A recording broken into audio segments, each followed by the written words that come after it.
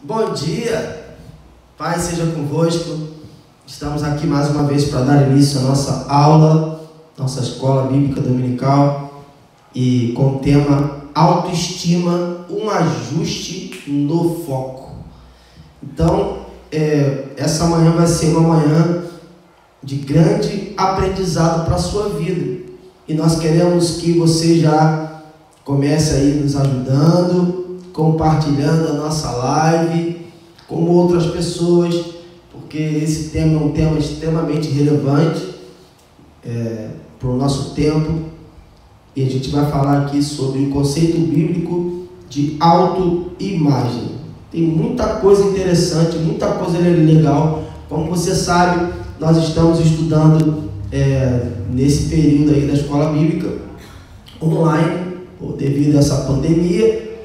E nós escolhemos uma revista, a pastora Martins escolheu uma revista que já tinha aqui com ela, que ela já tinha pensado em estudar sobre esse tema. E aí a gente achou oportuno, justamente por conta do que a gente está passando.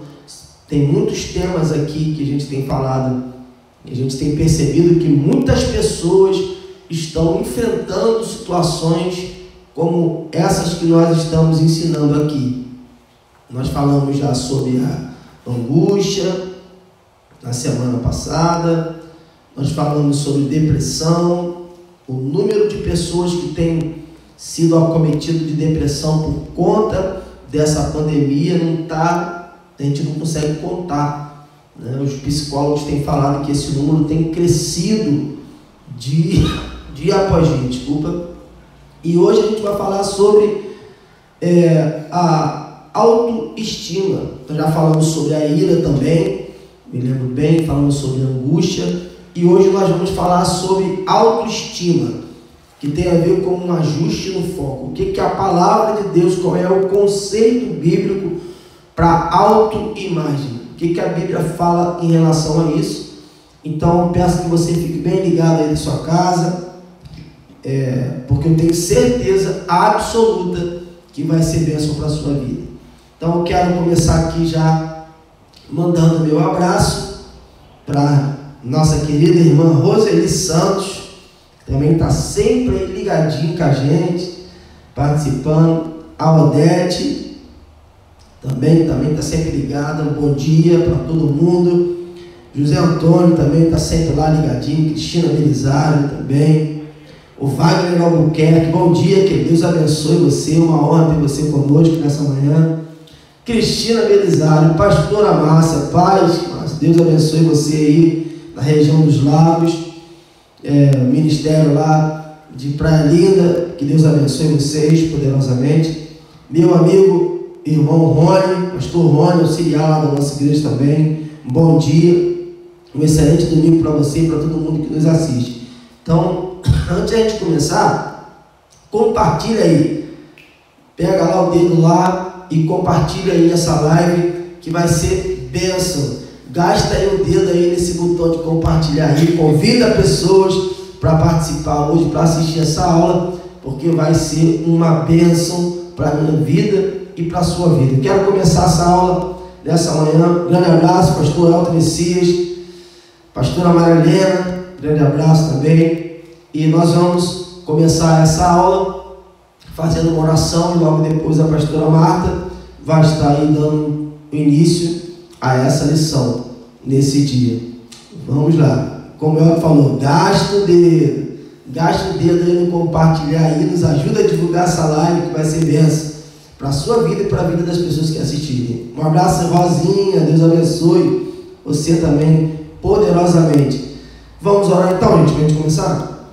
Pai, no nome de Jesus, nós queremos te agradecer por essa manhã.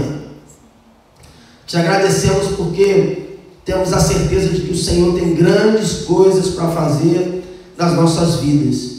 E esse momento será um momento de grande aprendizado, Senhor. Te pedimos que o Teu Espírito nos ajude, o Teu Espírito nos dê sabedoria, que o Senhor traga luz e entendimento para as nossas vidas nesse dia, e que verdadeiramente, Senhor, possamos aprender um pouco sobre esse tema, um pouco daquilo que a Tua palavra, que as Escrituras dizem sobre a questão da autoimagem, sobre a autoestima, E te pedimos, ó Deus, que os teus filhos sejam ricamente edificados por essa aula. Assim nós oramos e te agradecemos no nome poderoso de Jesus. Amém. Um grande abraço a Andréia Targino, ela de Pederneiras, interior de São Paulo. Um grande abraço para você, meu amado. Deus abençoe. Tangerino, isso. Deus abençoe você. É uma honra ter você conosco nessa manhã. Pastora Martinha. Amém. Bom dia, paz seja com todos. Hoje nós estamos na lição 6, Autoestima, um ajuste no foco. Dessa revista que ela fala de sentimentos que aprisionam a alma. Uma abordagem teológica. Diferente, não é uma abordagem psicológica. Porque nós não somos psicólogos, nós somos pastores, então nós vamos falar à luz da Bíblia, esses temas, essas questões. E hoje sobre a autoestima, você que tem sua Bíblia, quiser nos acompanhar, está no livro de Juízes, capítulo 6, dos versículos 11 até o 16, e Juízes 13, 4 e 5, são os textos bíblicos base. Então, o anjo do Senhor veio e assentou-se debaixo do carvalho que está em Ofra, que pertencia a Joás, a Biesrita. E Gideão, seu filho, estava malhando o trigo no lagar, para o salvar dos midianitas. Então o anjo do Senhor lhe apareceu e lhe disse: O Senhor é contigo, varão valoroso. Mas Gideão lhe respondeu: Ai, Senhor meu, se o Senhor é conosco, por que tudo isto nos sobreveio?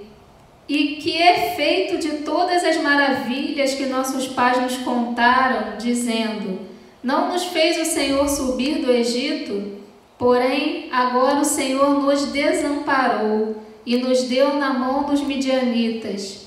Então o Senhor olhou para ele e disse: Vai nesta tua força e livrarás a Israel da mão dos midianitas. Porventura não te enviei eu? E ele lhe disse: Ai, Senhor meu, com que livrarei a Israel? Eis que a minha família é a mais pobre em Manassés, e eu, o menor na casa de meu pai. E o Senhor lhe disse: Porquanto eu hei de ser contigo, tu ferirás os midianitas como se fossem um só homem. Juízes 13, versículo 4 e 5. Agora, pois, guarda-te de que bebas vinho ou bebida forte, nem comas coisa imunda, porque eis que tu conceberás e terás um filho, sobre cuja cabeça não passará navalha, porquanto o menino será nazireu de Deus desde o ventre, e ele começará a livrar a Israel da mão dos filisteus. E o texto áureo se encontra em Romanos 12, versículo 3, a primeira parte do versículo.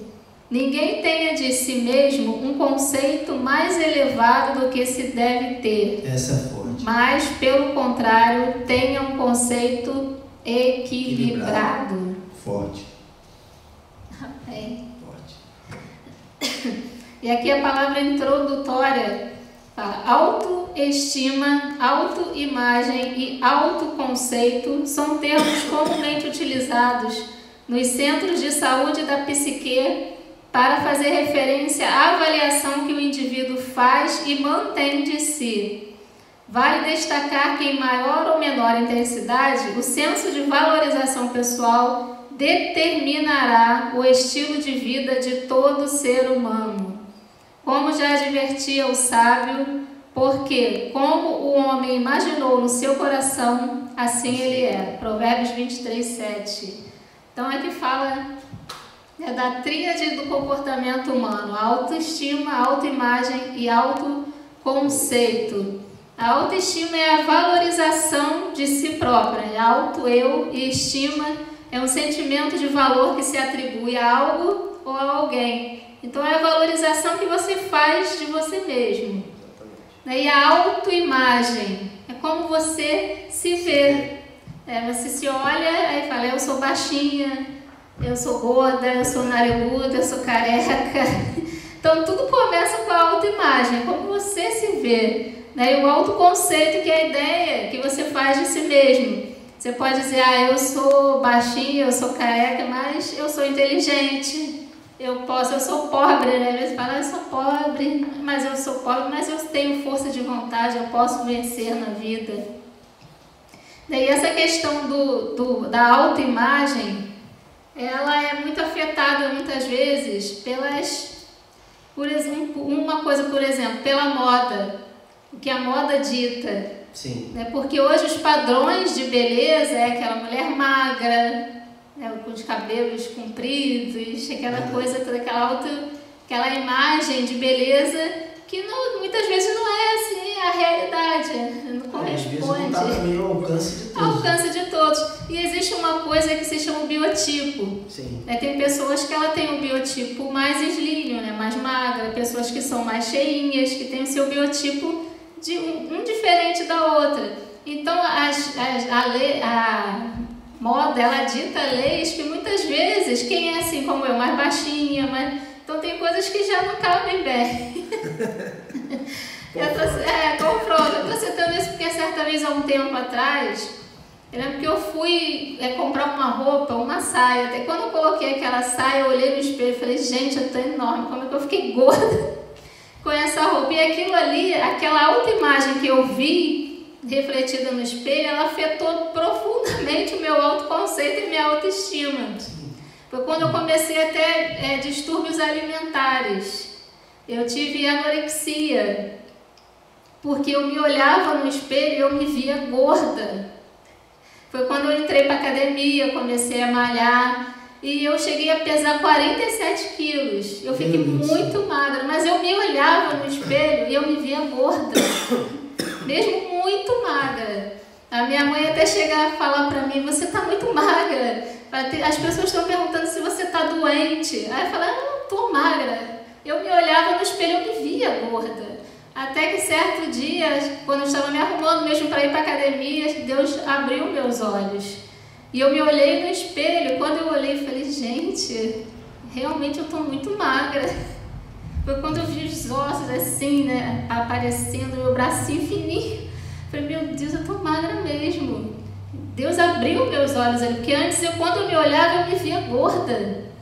Aí naquele dia eu até fiquei com vergonha, eu estava de camiseta, falei, gente, fiquei até com vergonha. Aí eu troquei de roupa, eu coloquei uma blusa de manga, porque aí quando eu me olhei, eu falei, gente, estou muito magra.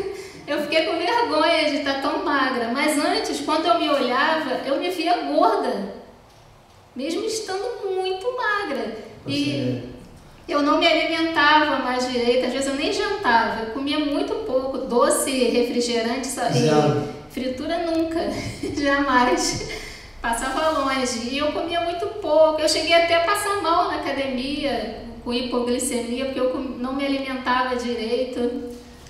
Mas eu me via gorda, não me via como eu estava. É interessante falar isso, né, professora Matia? Porque essa questão da autoimagem distorcida, distorcida mesmo, a gente acaba não enxergando, né? E muitas vezes por conta do que você mesmo falou, a própria sociedade dita essa regra de beleza, de qual é o padrão que a mulher tem que ter. Aí você quer se adaptar aqui. Que o homem tem que ter, você acaba se adaptando, e justamente por você não ter uma autoimagem, ou seja, aquilo que você não ter ideia do que você realmente você acaba desenvolvendo problemas sérios e até transtornos. Como a pastora Martinha acabou de dizer aqui, uma questão de anorexia, que é uma situação bem grave, séria, né? E assim como ela viveu uma situação dessa, a gente sabe que existem muitas pessoas que atravessam situações assim e que muitas vezes são capazes de fazer qualquer coisa para chegar nesse objetivo, nesse dito padrão. Então a gente precisa ter muito cuidado com isso, muito cuidado, porque o próprio autor aqui da revista, ele deixa muito claro que se a gente não tiver essa ideia do que realmente nós somos em Deus, a gente de fato pode abrir uma porteira para que outros transtornos cheguem e acometam a nossa vida com males aí prejudiciais. Alguns, como a anorexia, a bulimia e chega até a morte. Sim. Porque esses transtornos alimentares, eles causam problemas graves na saúde, até no desempenho, nos relacionamentos, em tudo. Aí a pessoa muitas vezes leva à morte e às vezes até por suicídio, porque a pessoa não consegue se encaixar naquele padrão, não consegue se adaptar. Então eu sou feia, eu sou gorda, eu sou isso, eu não consigo. Então a pessoa não perde a razão, perde o amor próprio, perde o amor totalmente. Total. E quando não se ama, pronto, já fica um abraço, né? E aqui fala do conceito divino, conceito bíblico de autoimagem, que cita um escritor e apologista cristão, Josh McDowell. Disse que ver a nós mesmos como Deus nos vê, nem mais nem menos, é a base para a edificação de uma autoimagem saudável. Em outras palavras, significa dizer que só seremos psiquicamente saudáveis no dia em que pudermos nos enxergar sobre a ótica divina, ou seja, no dia em que entendermos o que de fato a palavra diz a nosso respeito. Nem mais nem menos, como esse versículo de Romanos que nós lemos no texto áureo. Ter um conceito equilibrado. Ver como Deus nos vê. Porque a própria palavra diz que Deus não vê como vê o homem.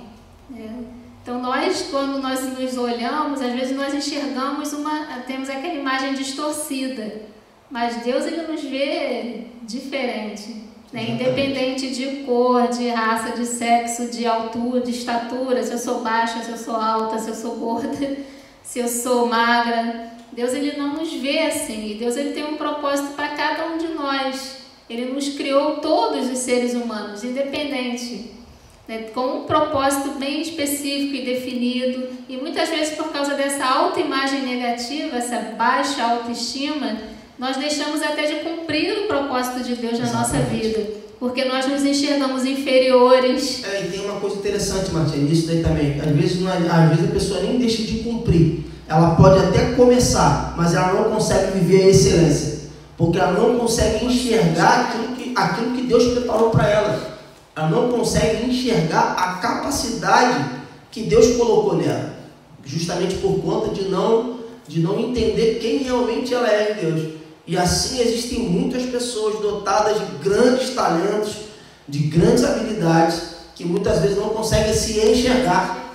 Por mais que as pessoas falem, que as pessoas reafirmem isso, elas não conseguem ver, E tem um outro caso também, um outro lado. Muitas vezes as pessoas dão muito valor ao que os outros dizem.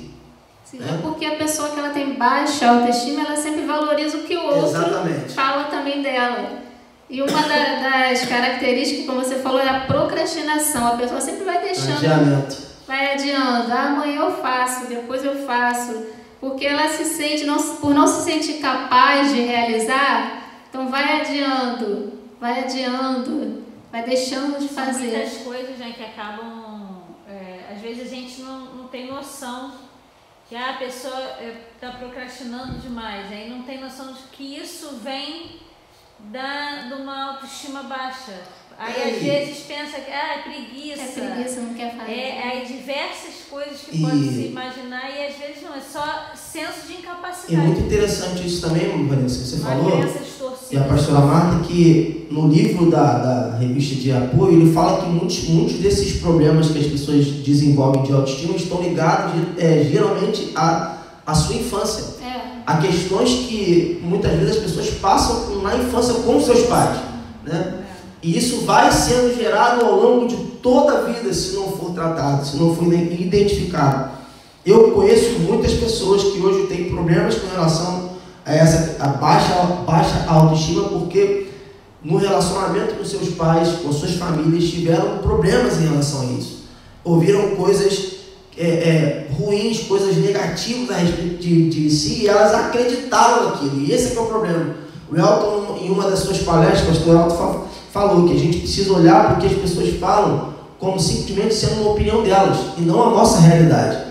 É só o que elas pensam. É só o que elas pensam, não é aquilo que nós representamos ser. Então você precisa ter muito cuidado com isso, porque senão você pode estar vivendo isso hoje, e nem sequer consegue entender o porquê, né? Então, o ponto de partida para isso pode ter sido lá no início, lá atrás. Na sua infância. Exatamente. Segue, pastor Amado. E algumas das características que eu falei também nesse livro, fala que a pessoa se sente responsabilizada, ocupada por tudo que acontece na sua vida. Tem as coisas ruins, por exemplo, um relacionamento que terminou, então a pessoa se sente culpada. Terminou, isso aconteceu, a culpa é minha, eu que fiz alguma coisa errada, o erro está em mim. E às vezes está gritante o erro do outro. E aí foi livramento de Deus. Verdade. Dificilmente se perceberá merecedora de um elogio ou até de uma bênção. Acho que eu não mereço ser abençoada, eu não mereço que Deus faça isso por mim, né? A pessoa não se acha merecedora até das bênçãos de vida. É interessante que realmente você não merece. Eu também não mereço. Merecer realmente não, né? Não é por merecimento, mas graça. é a graça de Deus que nos alcançou em Cristo Jesus na cruz do Calvário. Pronto, final. Mas já tem um sentimento tão assim que... baixo, né? Tão ruim que não consegue enxergar isso. E é possível que a pessoa não perceba que ela tem isso e ela se auto-sabote. A autossabotagem é uma das características. E a autocomiseração, né? Sentir pena de si mesmo. Eu sou uma coitada, não sou ninguém. E aqui aqui já tem um outro lado, né, da coisa. Aqui o 1.1 fala de Lúcifer e o desejo de autossuficiência. Que também é um perigo. Fala que em Ezequiel 28, do 1 ao 19, fala uma profecia contra Tiro, o rei que acreditava ser um deus. A sua ruína é descrita em termos que remontam à queda de Satanás. O que nos chama a atenção nesse texto é o que se diz a respeito de Lúcifer. O anjo de luz corrompeu sua sabedoria por causa do seu resplendor. Por isso Deus o atirou à terra, e o que fez Lúcifer na terra? Encheu o coração humano com aquilo que havia em seu próprio coração. Exatamente. O desejo de ser Deus, de ser autossuficiente. Então aqui, lá em Provérbios 18, 12, fala que pouco antes da sua queda, o coração se enche de arrogância.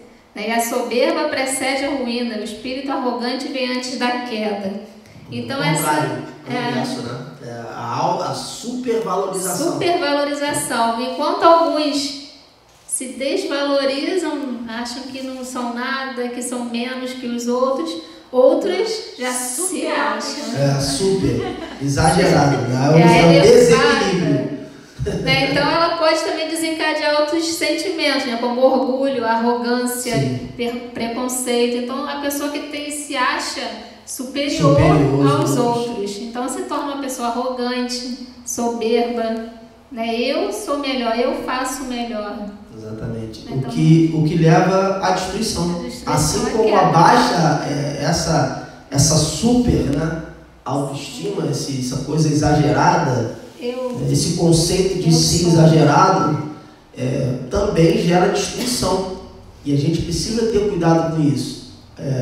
Uma coisa interessante é que nós que servimos ao Senhor, por maior talento que você tenha, por maior capacidade que você tenha ou facilidade para desenvolver algumas questões no ministério, seja lá em qualquer área da nossa vida, a gente nunca deve esquecer que nós somos totalmente dependentes de Deus.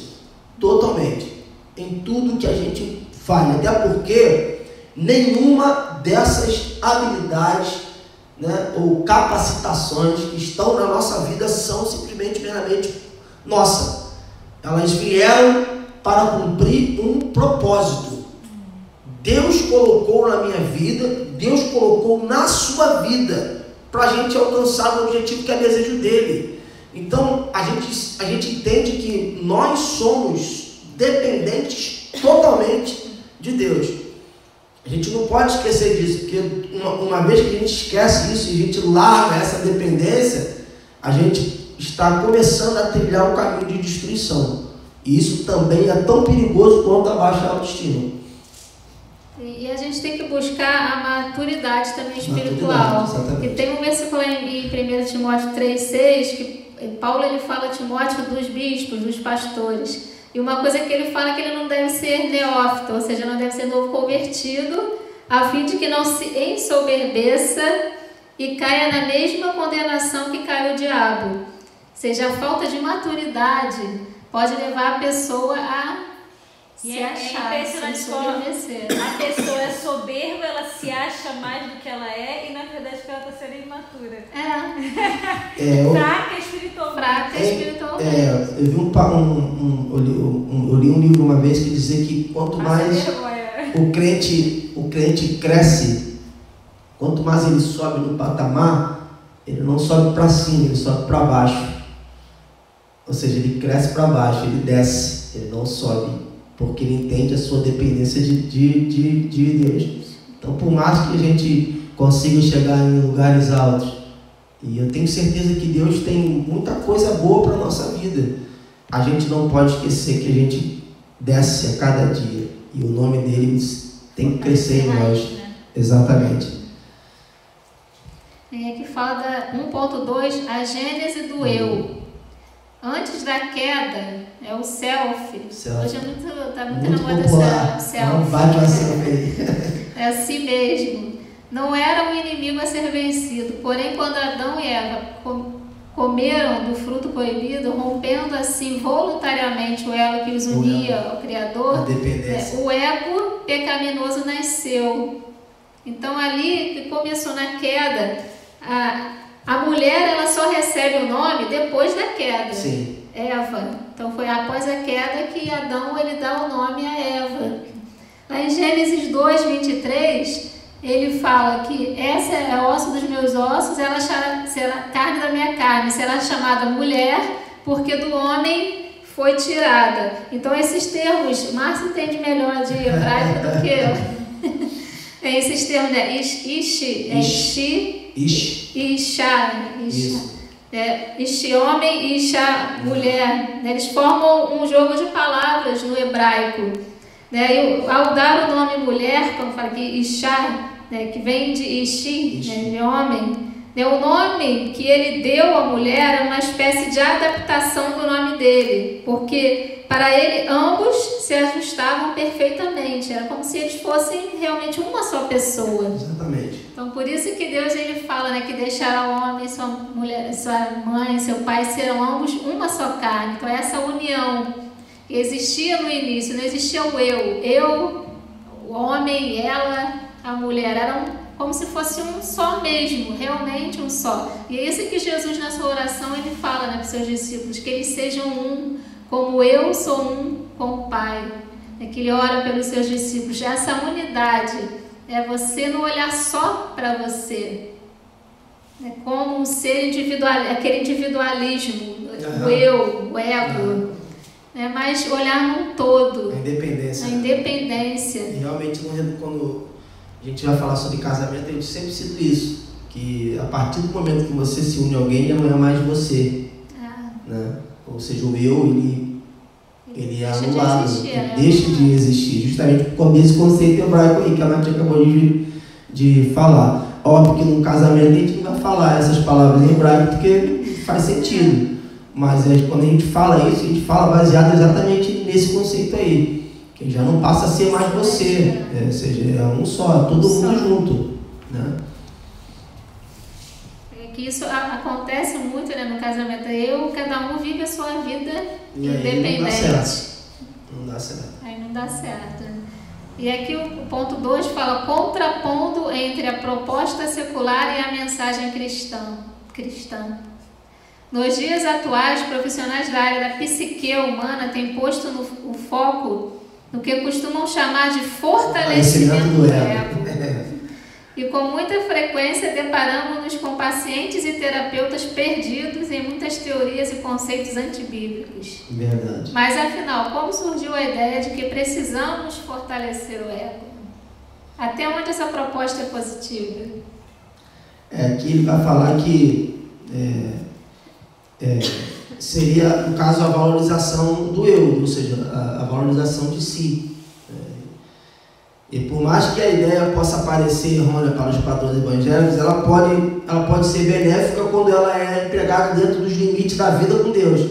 O problema é quando ela foge desse limite, entendeu? Quando nós falamos lá da ideia, do conceito da queda, foi exatamente isso que acabou acontecendo.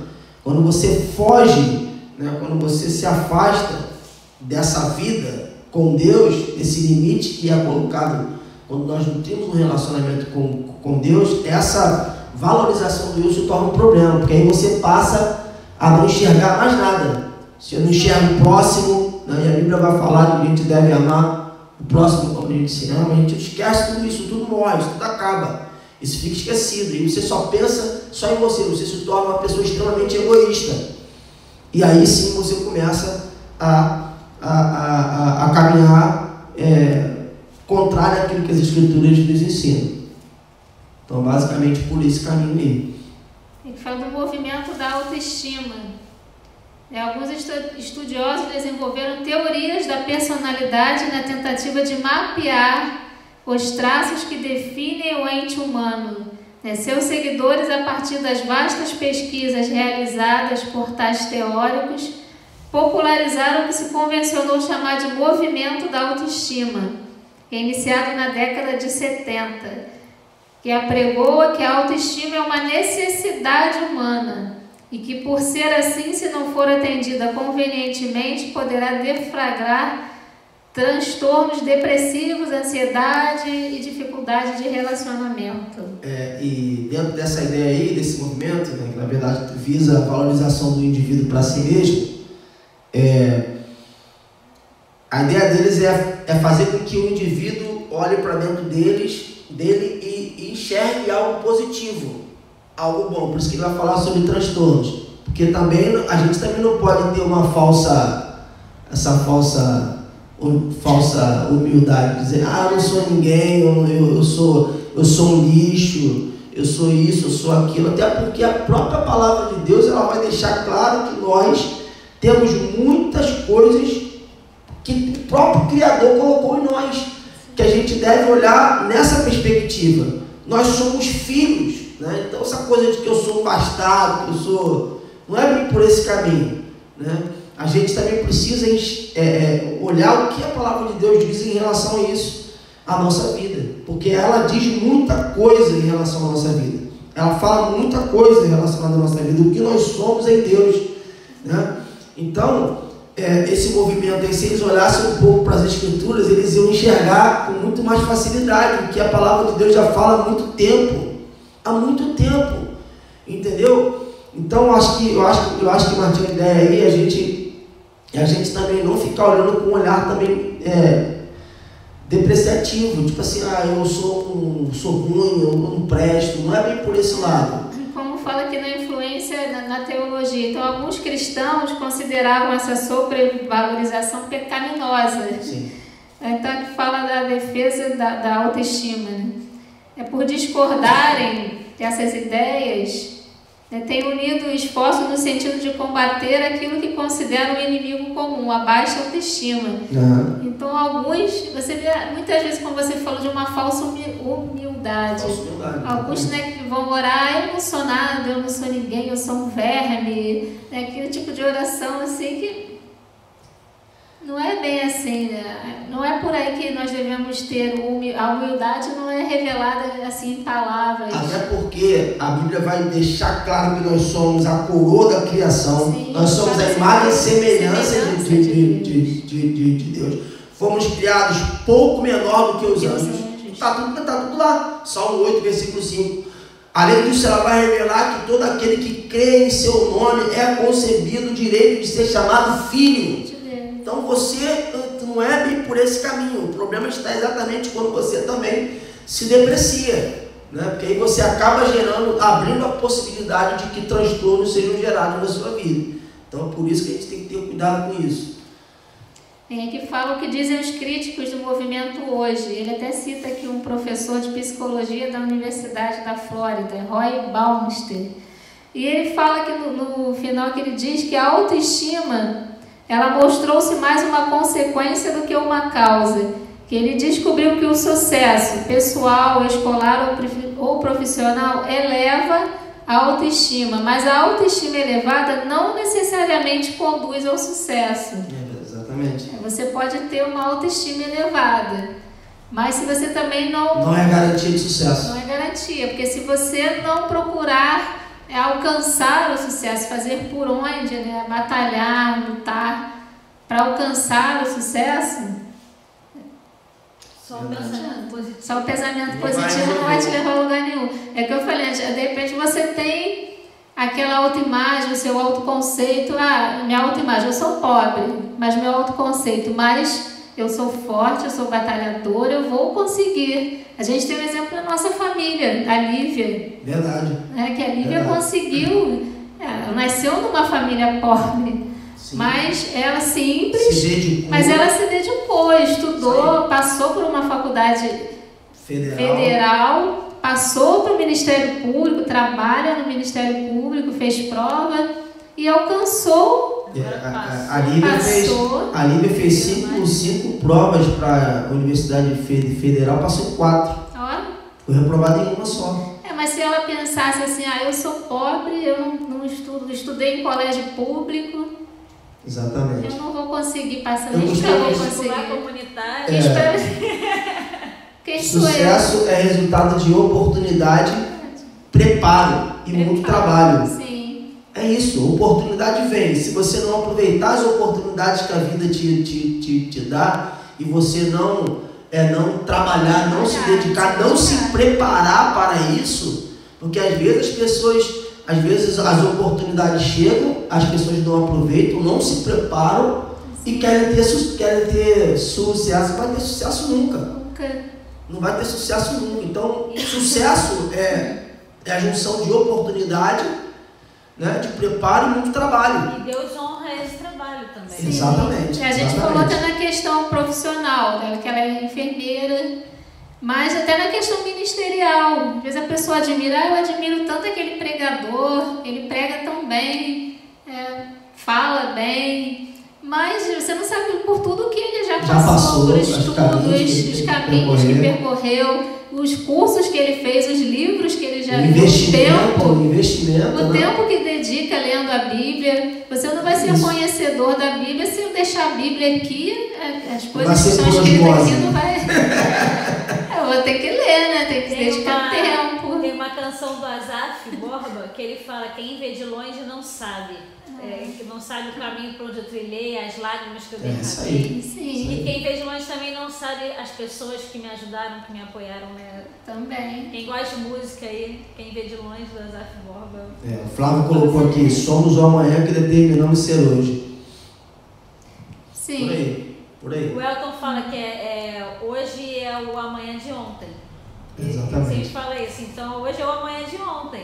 Então, eu preciso fazer hoje pensando no amanhã. E vou mais, pastor. O que eu colho hoje, o que eu estou vivendo hoje, é o que eu fiz ontem, o que eu plantei ontem, né? É reflexo disso. E vou mais, tem muita gente reclamando do que está vivendo hoje, mas não para analisar lá atrás. Não se preparou para a vida, hoje sabe? É o reflexo de ontem. Então eu preciso mudar hoje para ter um reflexo melhor amanhã. Né? Exatamente. Com certeza. E aqui o ponto 3 fala da vertente bíblica, até o que o pastor Márcio falou antes, né? Nem mais nem menos. Nem mais nem menos. O texto bíblico diz que o homem é a coroa da criação, feito à imagem e semelhança de Deus, pouco menor que os anjos. Que todo aquele que crê em seu nome é concedido o direito de tornar-se seu filho. Contudo, ao mesmo tempo, a Escritura diz que não há um justo sequer. É que todos nós somos como imundo e todas nossas justiças como trapo de imundícia, que toda a carne não habita bem algum. Romanos 7,18.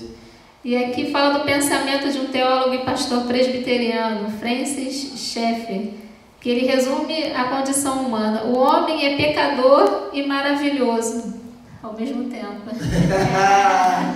Lindo isso. Boa. Gostei desse conceito aí, legal. Interessante.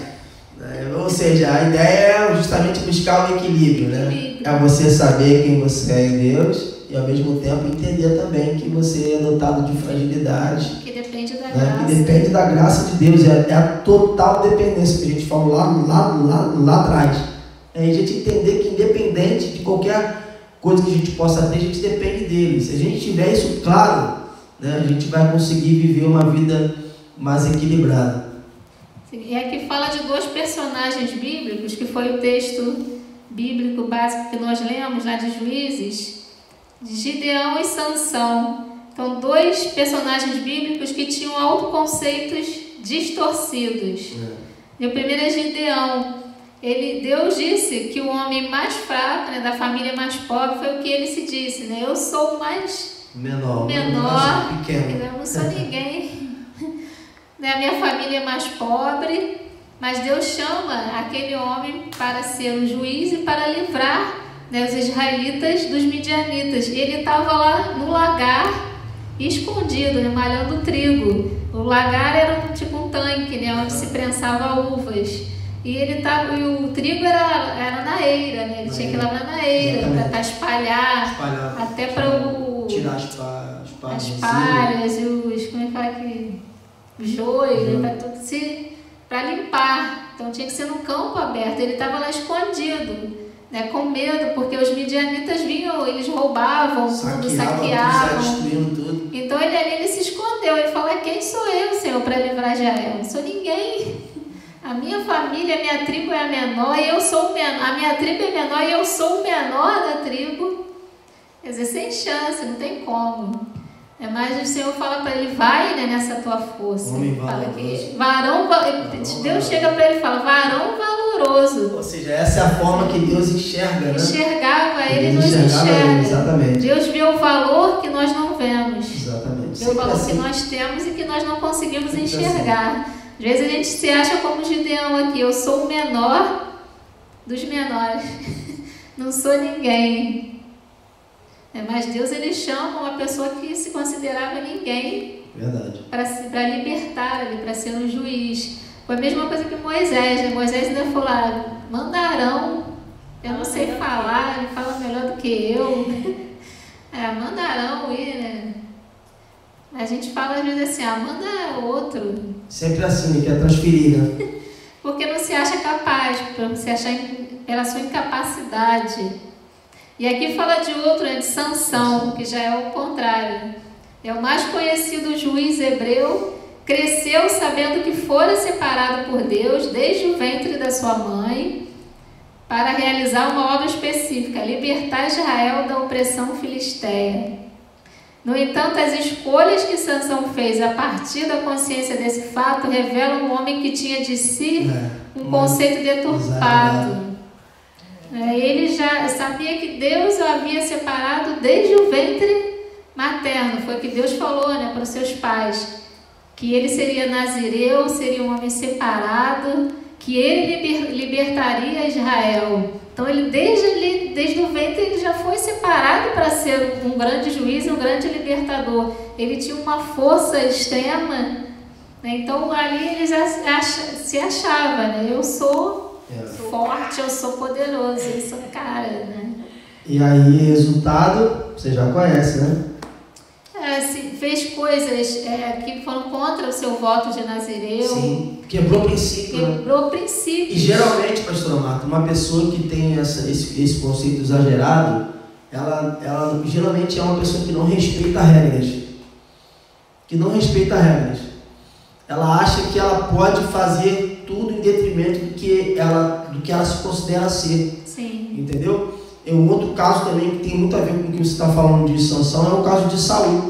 Quando Samuel fala para ele: não ofereça o sacrifício até que eu volte. Passou 7 dias. Samuel não chegou, então eu vou fazer o que tem que ser feito. E não foi uma só vez, foram inúmeras vezes, como no caso de Sansão. Não foi a quebra de um princípio. Foram várias vezes quebrando o princípio, passando por cima de ordem, de regra, de princípios bíblicos. E o resultado foi o que a gente sabe: Sansão lá foi preso, virou palhaço na mão dos seus inimigos, perdeu a visão, perdeu a sua força, né? E Saul a mesma coisa, perdeu o seu reinado por conta disso, né? Então a gente precisa ter cuidado com isso também. Por isso que o autor vai falar sobre esse equilíbrio. A Bíblia fala que aquele que diz que ama a Deus e não ama o seu irmão é mentiroso. Porque a verdade é que a gente, ele fala que não pode dizer que ama a Deus a quem não vê, se não ama o próximo a quem vê. A verdade é que o amor a Deus e o amor ao próximo, um é reflexo do outro. Então, por isso que a Bíblia fala que quando a gente quebra um mandamento, a gente quebra todos. E na verdade, quando a gente quebra o mandamento de amar a Deus, certamente a gente vai quebrar o de amar ao próximo. E quando a gente quebra o de amar ao próximo, certamente a gente vai quebrar o de amar a Deus. Então, o reflexo que a gente tem na ação com o outro vai ser verdadeiro em relação a Deus. Se eu me considero superior às pessoas, certamente eu vou considerar as minhas opiniões acima das opiniões deles. É isso aí. Então é impossível manter os princípios de soberania de Deus, de sabedoria de Deus, se eu quebro o princípio de achar se eu acho que eu sou melhor, que a minha ideia é melhor que a de todo mundo, que eu sempre estou certo, que eu sou superior. Então, se eu sou superior a todos os homens, como assim Deus vai pensar uma coisa, vai ter uma ideia sobre mim e eu vou ouvir isso? Não, a minha ideia sobre mim é superior, porque eu me conheço mais do que Deus me conhece. Pode até não falar isso ou não pensar isso assim, né? Pode ser uma coisa mais camuflada. Mas a verdade é que essa vai ser a ação. É o que está por trás. Como eu vou ouvir a opinião de Deus, como eu vou seguir os preceitos de Deus para a minha vida, se o que eu penso é diferente. Então, o que eu penso é melhor.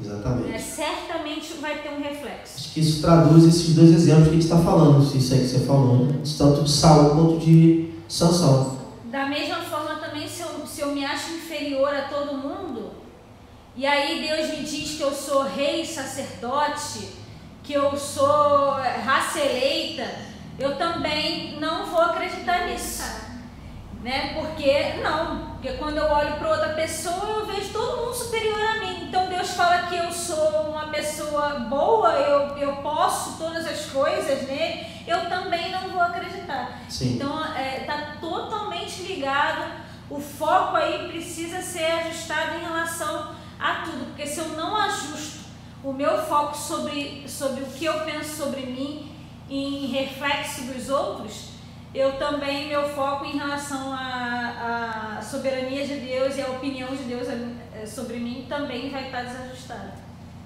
É isso.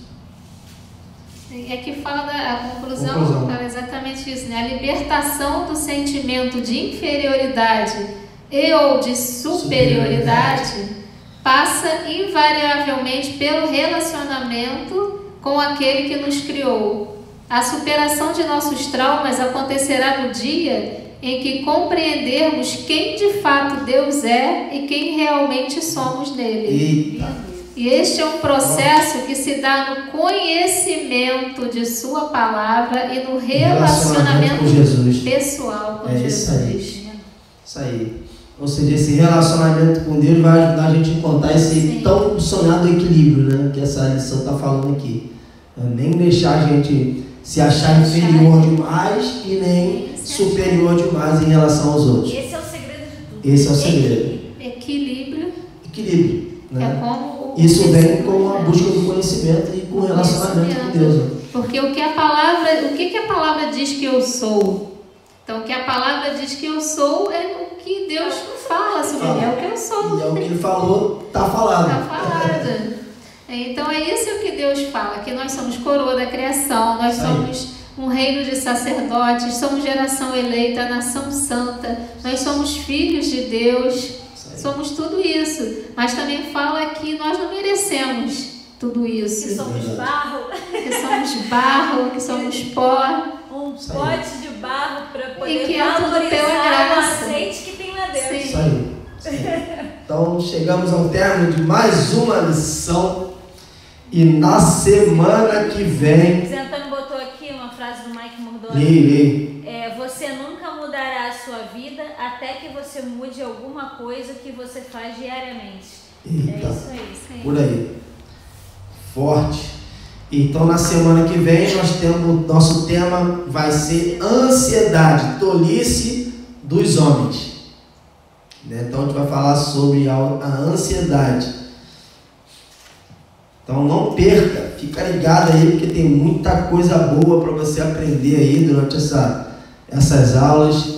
A gente tem procurado buscar o melhor para você. Eu tenho certeza que você tem sido edificado por essas aulas, assim como nós também somos, na medida que nós analisamos, estudamos para compartilhar com vocês essas lições. Então espero que você tenha sido abençoado e que você hoje tenha um domingo de paz, de alegria e de vitória na sua vida. Lembrando que logo mais à noite, 6h30 da noite, nós teremos o nosso culto de louvor e adoração.